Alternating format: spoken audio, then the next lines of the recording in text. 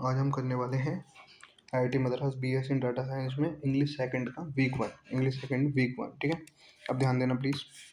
Week 1 के अंदर complete theory पढ़ेंगे हम, जितनी भी इस वीक 1 में थी। फिर वीक 2 आया, फिर वीक 3, फिर वीक 4। एग्जाम से पहले 2-3 दिन पहले आपके लिए वन शॉट आएगा जिसमें क्वेश्चन ही होंगे। अगर आप इतना भी करके देते तो एग्जाम में बहुत अच्छा जाएगा आपका। ठीक है, 90% यहीं से आएगा। आगे बढ़ते हैं।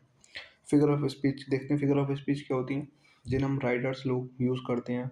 ठीक है, या आप अपनी स्पीकिंग में यूज़ करते हो ताकि आपकी चीज़ों को, आपकी बातों को और ज़्यादा ध्यान दिया जाए, वो और ज़्यादा अट्रैक्टिव लगे। समझ में आ गया? फिगर ऑफ स्पीच क्या होती है? एक तरीके से इंग्लिश का टूल होता है जिसे हम यूज़ करते हैं एज अपनी बातों को और ज़्यादा अट्रैक्टिव और ज़्यादा उन पर ध्यान खींचने के लिए।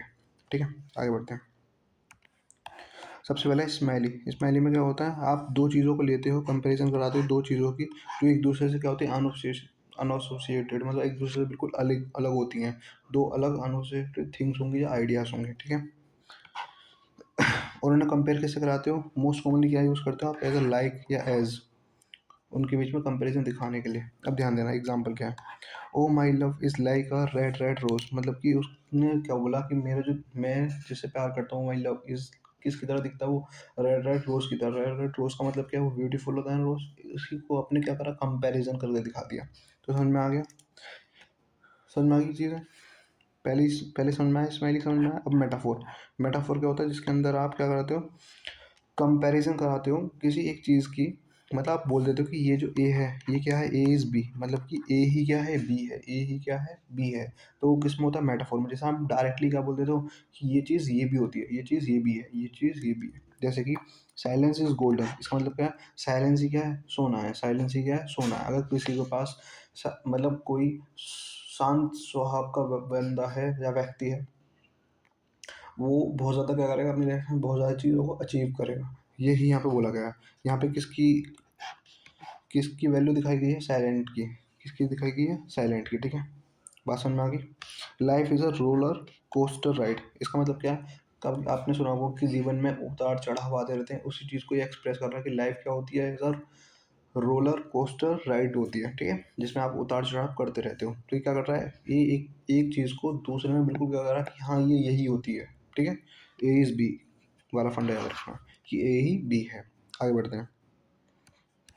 आपको दो समझ में आ गई। स्माइली क्या होता है, जिसमें आप दो अनुशेष आप दो एक अलग दोनों अलग अलग चीज़ों को क्या करते हो, कंपेयर कराते हो। किससे? लाइक से। किससे कराते हो? लाइक से। ठीक है, आगे बढ़ते हैं। पर्सनिफिकेशन क्या होती है, जिसके अंदर आप क्या करते हो, किसी भी वस्तु को या किसी भी आइडिया को आप कंपैरिजन कराते हो ऐसा किसकी तरह? इंसानों की तरह। किसकी तरह? इंसानों की तरह। आप उसको एज अ वैल्यू देते हो इंसानों की। किसकी तरह देते हो? इंसानों की। ये कैसी फिगर ऑफ स्पीच होती है, जिसमें आप किसी नॉन लिविंग थिंग को, एनवायरनमेंट की हो या किसी भी चीज़ की हो, उसको क्या करते हो, कन्वर्ट कर देते हो एज अ इंसान की तरह। ठीक है, देखो कैसे। बुक्स आर माई, क्या बोल रहा हूँ मैं? Books are my favourite companion, मतलब इसने क्या करा कि बुक्स जो होती है ना, वो मेरी फेवरेट दोस्त है। एक तरीके से कंपेनियन मतलब दोस्त है। ठीक है, फेवरेट, इसका मतलब उसने बुक्स जो नॉन लिविंग थिंग, उसने किससे कंपेयर कर दिया? एक लिविंग थिंग वाली चीज़ से। ठीक है, आगे बढ़ते हैं। पैराडॉक्स क्या होती है? एक सिचुएशन होती है जिसके अंदर स्टेटमेंट दैट इज ट्रू होती है बट साउंड कैसा लगता है? इम्पॉसिबल। इसका मतलब क्या है? इस ये दो चीज़ों को, दो अपोजिट मीनिंग वाली चीज़ों को क्या करता है? एक साथ रखता है। क्या रखता है? एक साथ रखता है। जैसे कि less is more, less is more. तो लेस इज मोर, लेस ही क्या है? ज़्यादा है। लेस ही क्या है? ज़्यादा है। तो लेस इज मोर क्या होगा? ये दो चीज़ें जो अपोजिट अपोजिट साइंस की मीनिंग बता रही है, इनको क्या करती है? एक दूसरे से इक्वेट करती है। समझ में आ गया? कंपेयर करती है। आगे बढ़ते हैं। ये होता है कॉन्ट्राडिक्शन। कॉन्ट्राडिक्शन, यहाँ पे कॉन्ट्राडिक्शन आएगा, सॉरी। कॉन्ट्राडिक्शन का मतलब क्या होता है? जब आप दो अलग अलग फैक्ट्स को क्या करते हो, कंपेयर करते हो, एक साथ रख देते हो। दो अलग अलग फैक्ट्स को क्या कर देते हो? एक साथ रख देते हो। ठीक है, तो उसी को कहते हैं कॉन्ट्राडिक्शन। जैसे कि I must be cruel to be a kind. Cruel का मतलब क्या होता है? क्रूरता, जो बहुत ज़्यादा क्या होता है, गुस्सा स्वभाव का होता है। और काइंड का मतलब दयालु। ठीक है, आई मस्ट बी क्रूरल, मुझे क्रूरल होना पड़ता है। मैं क्रूरल होना पड़ता है किसके लिए? दयालु बनने के लिए। मुझे क्रूरल होना पड़ता है किसके लिए? दयालु बनने के लिए। तो इसका कोई मतलब है? समझ में आया? दोनों अपोजिट अपोजिट मीनिंग है, पर आपने क्या करा, एक ही सेंटेंस में उन्हें रख दिया, तो वो क्या होता है? आपका कॉन्ट्राडिक्शन। ठीक है, ऑक्सीमोरन, ऑक्सीमोरन क्या होता है, कंसिस्ट करता है, ऑक्सीमोरन क्या कंसिस्ट करता है, is a figure of speech है जो कंसिस्ट करेगा दो वर्ड्स को विद अपोजिट मीनिंग, दो वर्ड्स को कंसिस्ट करेगा जिनके दोनों की क्या अलग अलग मीनिंग है, दोनों की क्या अलग अलग मीनिंग है। जैसे का it is a bitter sweet, bitter sweet क्या है, बिटर का मतलब कड़वाहट और स्वीट का मतलब मीठा, इसका मतलब क्या है, दो अलग अलग चीज़ों को उसने क्या करा, एक जगह बना कर रखा। ठीक है, ये फिगर ऑफ स्पीच का नाम क्या होता है, ऑक्सीमोरन, क्या होता है, ऑक्सीमोरन। क्या तो कोई दिक्कत। Parting with her was a sweet sorrow, sweet sorrow का मतलब क्या होता है, दुख, और पार्टी में क्या करते हो आप, खुशी मनाते हो, तो दोनों के अपोजिट अपोजिट चीज़ें हैं जिन्हें एक साथ रखा गया है। ठीक है, ये किसको यूज़ करते हैं, ऑक्सीमोरन, फिगर ऑफ स्पीच। फिर क्या है, एंटीथेसिस, एंटीथेसिस क्या होता है, जिसके अंदर ये देखो, इसमें दो कंपोनेंट्स होते हैं अपोजिट एट द सेम, मतलब कि मैं बताता हूँ क्या होता है, दो चीज़ें बोलता है और दोनों एक दूसरे की होती हैं बिल्कुल पैरल, बिल्कुल उल्टी होती हैं, बिल्कुल अपोजिट, अपोजिट सेंस में बातें करती हैं। जैसे कि आप देखो, no gain no pain no gain, ये क्या है? दोनों ही एक दूसरे के हैं बिल्कुल parallel. No pain no gain, इसका कोई सेंस है नहीं, बट इसको रखा जाता है क्यों, ताकि आप अपनी चीज़ों को और ज़्यादा अट्रैक्टिव दिखा पाओ। ठीक है, it involve two component in opposite at the same time, at the same, in opposite at the same, मतलब कि दो कंपोनेंट को लेता है जो अपोजिट होते हैं एक दूसरे के, उन्हें एक साथ लेता है। ठीक है, ताकि और चीज़ें क्या कर पाए, अट्रैक्टिव दिखा पाए उन्हें, है ना। आगे बढ़ते हैं। एलिट्रेशन, एलिट्रेशन का मतलब क्या होता है, जब आप किसी वर्ड को क्या बार बार रिपीट कर रहे हो, ताकि आपकी चीज़ों को और ज़्यादा क्या दिखा पाए, उनमें एकदम रिथम बन पाए, उन्हें बोलने में ज़्यादा इजी पड़े, वो ऐसे सॉन्ग की तरफ बोली जा रही है। इसीलिए हम क्या करते हैं, अलग उनको बार बार यूज़ करते हैं, वर्ड्स को, सेम वर्ड को बार बार रिपीट करते हैं। ठीक है, ये कॉमनली यूज़ होता है किसी कंपनी वगैरह के नेम में, जैसे कि फॉर एग्जाम्पल टिक टॉक, तो यहाँ पर क्या है, T T, tick tock, tick tock. ठीक है, कोको कोला, कोको कोला। ठीक है, PayPal, PayPal, Kit Kat, Kit के, तो यहाँ पे क्या हो रहा है, वर्ड्स को बार बार रिपीट कर रहे हैं ताकि हमारी चीज़ों को और ज़्यादा क्या दिखा पाएँ, हम उन्हें ज़्यादा टाइम तक याद रख पाएँ, तो ये यूज़ होते हैं एज अ कंपनी नेम की तरह या किसी पोएम में और स्पीच में। ठीक है, अब एलिट्रेशन कितने टाइप के होते हैं, तीन टाइप के होते हैं। एजोनेंस का मतलब क्या होता है, जिसमें रिपीटेशन हो किसकी, वोवल साउंड की, मतलब ए ई आई ओ यू की। ठीक है, कंसोनेंस का मतलब क्या होता है, कंसोनेंट्स का मतलब क्या होता है, जिसमें रिपीटेशन हो किसकी, कॉन्सोनेंट्स की, ए ई आई ओ को छोड़ के बाकी सबकी। ठीक है, तीसरा कहता है सिविलेंस, इसमें रिपीटेशन किसकी हो, एस या एस एच की, एस या एस एच की। ठीक है, too cool for school, too cool for school, तो कूल स्कूल, है ना। तो यहाँ पे किस किस की रिपीटेशन हो रही है, आप ध्यान से देखो तो, एक ही और सी, यहाँ पे देखो, ओ का मतलब है ए आई ओ, ये वोवल साउंड रिपीट हो रहा है, और एल का मतलब किस, कौन सा साउंड रिपीट हो रहा है, कॉन्सोनेंट। तो यहाँ पे कौन कौन सा साउंड रिपीट हो रहे हैं, कौन कौन से एलिट्रेशन शो कर रहा है, ये एजोनेंस जिसमें वोवल साउंड रिपीट हो रहा है, और कंसोनेंट जिसमें एल साउंड रिपीट हो रहा है। ठीक है, दोनों को ही क्या कर रहा है, यहाँ पे रिप्रेजेंट कर रहा है, एलिट्रेशन। आगे बढ़ते हैं।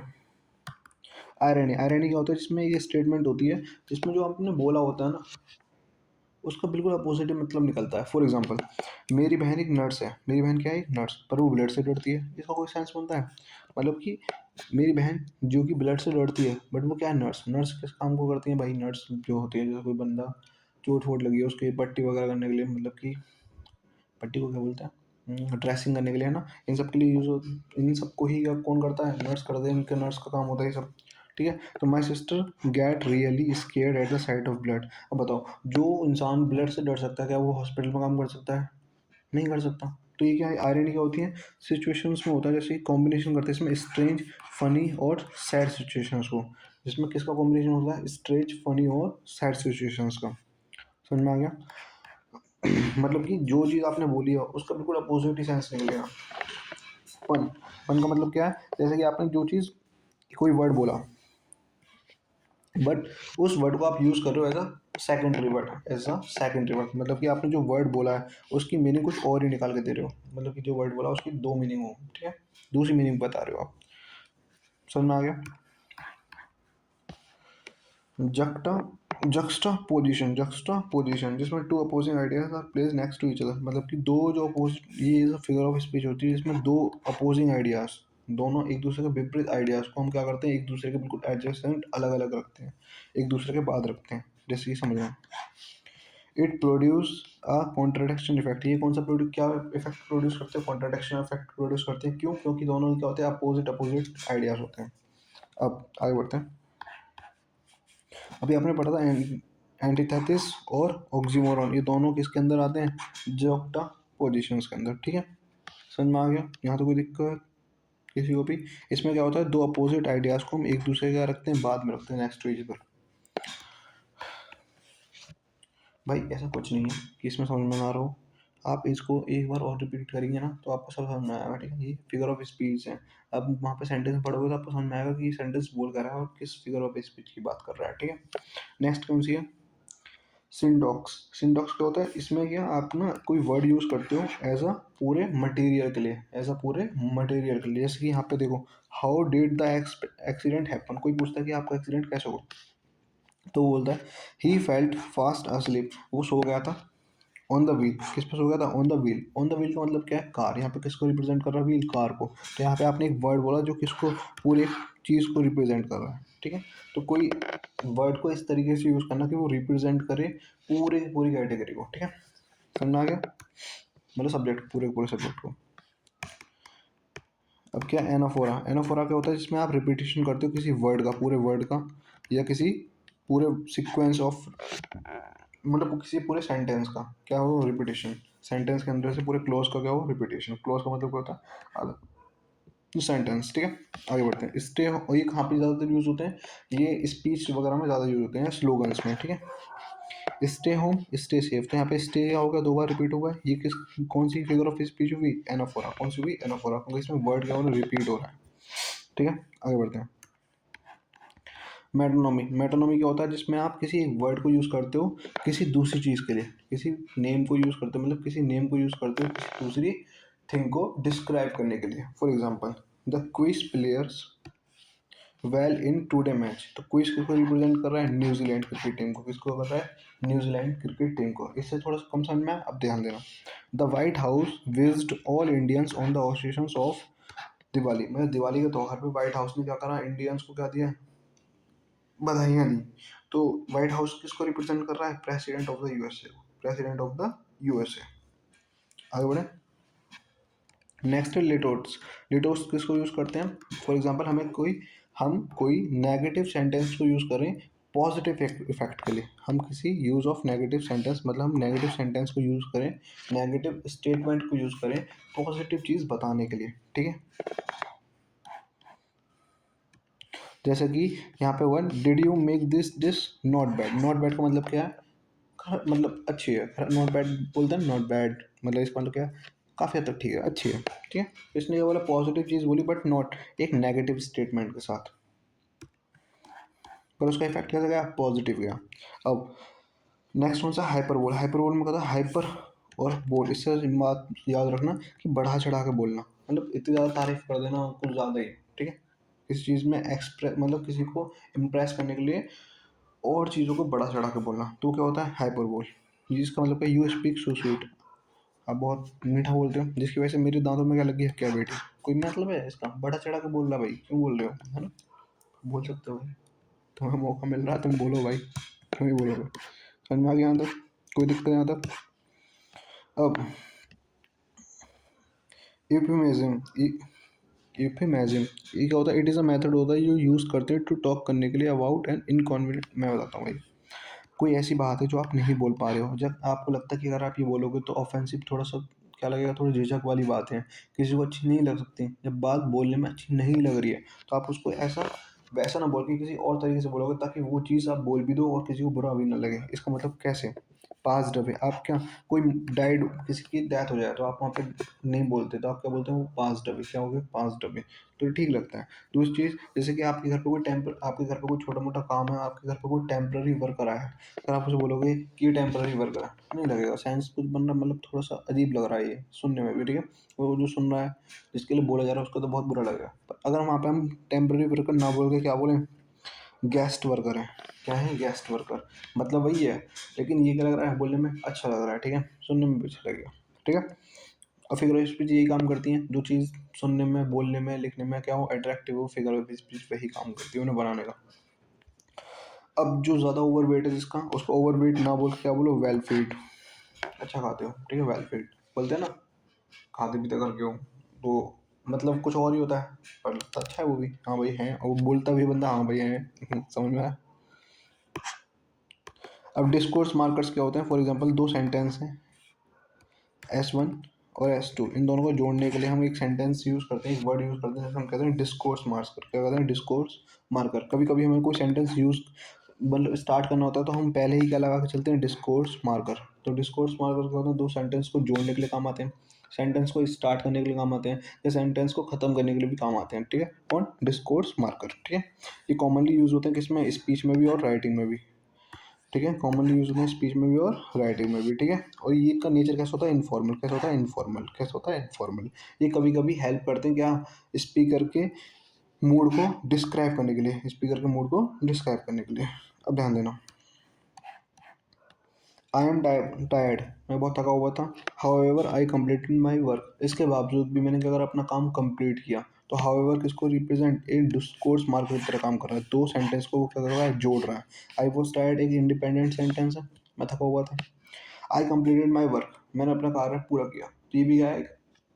इंडिपेंडेंट सेंटेंस है, दोनों को जोड़ा किससे? हाउएवर से। ठीक है, तो हाउएवर किसका काम कर रहा है? डिस्कोर्स मार्कर का। अब ध्यान देना प्लीज, डिस्कोर्स मार्कर ओपिनियंस भी बताते हैं। ओपिनियंस कैसे? पॉजिटिव ओपिनियन होगा तो बोलते हैं I think, in my opinion, I really like, I believe, personally, I feel, I strongly believe. तो ये किसको रिप्रेजेंट करते हैं? पॉजिटिव ओपिनियन को। For example, in my opinion, मेरा ओपिनियन है discourse marker is a interesting topic. Discourse marker जो है वो एक इंटरेस्टिंग टॉपिक है, तो यहाँ पे क्या बोल रहे हैं? पॉजिटिव चीज़ दिखा रहे हैं। ठीक है, मेरा ओपिनियन है मतलब पॉजिटिव चीज़ है। आगे बढ़ते हैं। नेगेटिव ओपिनियन क्या होते हैं? जैसे कि bad, boring, useless, difficult, I don't like, ये सारे के सारे क्या है? नेगेटिव ओपिनियन शो कर रहे हैं। ठीक है, I think this movie is bad, ये दिस मूवी इज बोरिंग, तो ये किसको रिप्रेजेंट कर रहा है? एक नेगेटिव ओपिनियन को। ठीक है, इसने क्या दिया? एक नेगेटिव बातें बताई। ठीक है, मूवी से रिलेटेड। आगे बढ़ते हैं। अब किसी कन्वर्जेशंस को स्टार्ट करना है, जैसे हमें किसी के से बात करनी है तो हमें स्टार्ट करना है, तो हम इनका यूज़ कर सकते हैं। फॉर एग्जांपल, जैसे आप असेंबली में हो, आपको स्पीच देनी है अच्छी खासी, तो आप सबसे पहले क्या यूज़ करते हो? First of all. First of all ही क्या होता है? वो आपका first of all thank you to give me this opportunity बोलते हो ना, तो फर्स्ट ऑफ ऑल क्या होता है? आपका डिस्कोर्स मार्कर। वो क्या इसलिए यूज़ हुआ? किस सेंटेंस को स्टार्ट करने के लिए। तो आप उसकी जगह क्या कर सकते हो? Well, first of all, to begin with, at the outset. तो ये सारे के सारे किस लिए यूज़ होते हैं? सेंटेंस को स्टार्ट करने के लिए। ये क्या होते हैं? डिस्कोर्स मार्कर होते हैं। आगे, फॉर एडिंग इन्फॉर्मेशन, जैसे कि अगर मुझे कोई एक बात पता है जो मुझे उस सेंटेंस में, पर्टिकुलर सेंटेंस में ऐड करनी है, तो मैं क्या बोल सकता हूँ? एज फार एज नो, जैसा कि मुझे पता है। टू माई नॉलेज, ये मेरी नॉलेज में है, या ऑन टॉप ऑफ दैट, ये भी हो सकता है। To my knowledge skills are more important, मुझे ऐसा लगता है। टू माई नॉलेज मतलब मुझे ऐसा लगता है कि स्किल्स ज़्यादा इंपॉर्टेंट होती हैं। ठीक है, फॉर एडिंग एम्फेसिस मतलब कि actually, in fact, apparently, hands down, मतलब कि किसी की तारीफ करने के लिए हम इन सेंटेंस, इन वर्ड्स को यूज़ कर सकते हैं एज अ डिस्कोर्स मार्कर की तरह। फॉर क्लैरिफाई, जैसे कि आप किसी को कुछ समझा रहे हो, आप बोलते हो ना, you see this, you understand this, मतलब तुम्हें ये बात समझ में आई। डिड यू गेट दैट, मतलब आपको ये समझ में आया? समझ में आया? अब मैं पूछता हूँ, डिड यू गेट दैट, आपको ये पूरा लेक्चर समझ में आ रहा है? बताना। ठीक, तो ये भी होगा डिस्कोर्स मार्कर हुआ, जो क्यों? क्लैरिफाई करने के लिए हमने यूज़ किया। आगे बढ़ते हैं। अब रिथम, रिथम का मतलब क्या होता है? जैसे कि सॉन्ग वगैरह होते हैं ना, उसमें एक रिथम होती है। ठीक है, ताकि आपको वो चीज़ें याद भी होती है लॉन्ग टाइम तक। ठीक है, और जल्दी इजीली याद हो जाती है, और वो सुनने में भी अच्छी लगती है। तो रिथम क्या होता है? फास्ट स्लो का बैलेंस ही रिथम होता है।